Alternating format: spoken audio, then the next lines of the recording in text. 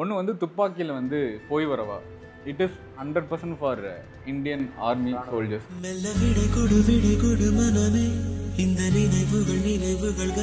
இன்னொரு பாட்டு வந்து யார் பெற்ற மகனோ ஃபார் ஃபார்மர்ஸ். இப்போவும் கிராமத்தில் இருக்கிற மக்கள் அந்த பிரச்சனை, விவசாய பிரச்சனை வர்றப்போ யார் பெற்ற மகனோ தான் வந்து ஃபர்ஸ்ட்ல வருது.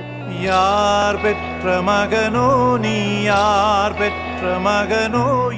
இது ரெண்டுமே ரொம்ப ரொம்ப முக்கியமான பாட்டு நீங்கள் கேட்டது.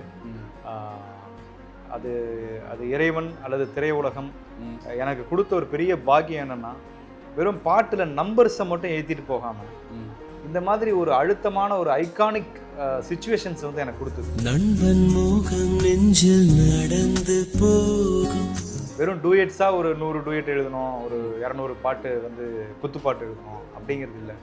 ஒரு பாட்டு வந்து ஒரு இறைவனை பற்றிய ஒரு பாடல், ஒரு பாட்டு தமிழுக்கான ஒரு பாட்டு, ஒரு பாட்டு வந்து ஒரு தன்னம்பிக்கைக்கான ஒரு பாட்டு, ஒரு பாட்டு பார்த்தீங்கன்னா இப்போ நீங்கள் சொன்ன மாதிரி போய் வரவா வந்து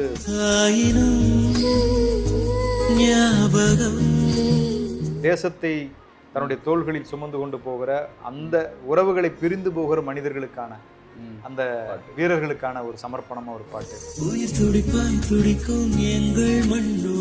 அப்புறம் இன்னொரு பாட்டு வந்து யார் பெற்ற மகனோ அப்படிங்கும்போது அது குறிப்பா இந்த ஜனநாயகனுடைய ஆடியோ ரிலீஸ்ல அது அவருடைய நிறைவான படம் அப்படிங்கிறதால அடிவேர் தந்த வேர்வைக்கு ஈடில்லையே. எனக்கு வந்து பையன் வந்து சொல்லிட்டே இருப்பான், அப்பா விஜய் சாருக்கு எவ்வளவோ பாட்டு எழுதிட்ட, ஜனநாயகன்ல எப்படியாவது நம்ம எழுதிடணும் அப்படின்னு. இந்த ஊர் பூக்கும் நேரத்தில் நீ இல்லையே. பட் ஏதோ சந்தர்ப்ப சூழ்நிலையில் அவங்களாலையும் அதை பண்ண முடியல, பாட்டு எழுத முடியல. ஆனால் எனக்கு என்ன ஒரு பெரிய நிறைவுன்னா, அந்த படத்தை எந்த பாட்டு ஹிட் ஆச்சுன்னு எனக்கு தெரியாது, ஆனால் அந்த ஆடியோ ரிலீஸில் அது என்னோட பாட்டு இல்லாமல் அந்த ஆடியோ ரிலீஸே இல்லை.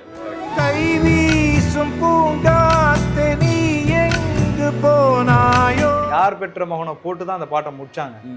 அப்போ கடைசியில் வந்து okay tribute to Vijay sir, நம்ம பாட்டு தான் அங்கே நிற்கிது. யார் என்று சொல்லாமல் நிழல் போல நடந்தாயோ. அதுக்கு தான் எல்லாரும் ஒட்டுமொத்த பேர் எந்திரிச்சுன்னு பாடுனாங்க.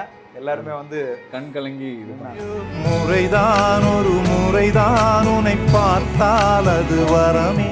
ஓகே, அங்கே நம்முடைய பங்களிப்பு ஏதோ ஒன்று இருந்துச்சு அப்படிங்கிற ஒரு மனநிறைவு. நினைத்தால் உன்னை நினைத்தால் கண்ணில் கண்ணீர் மழை வருமே.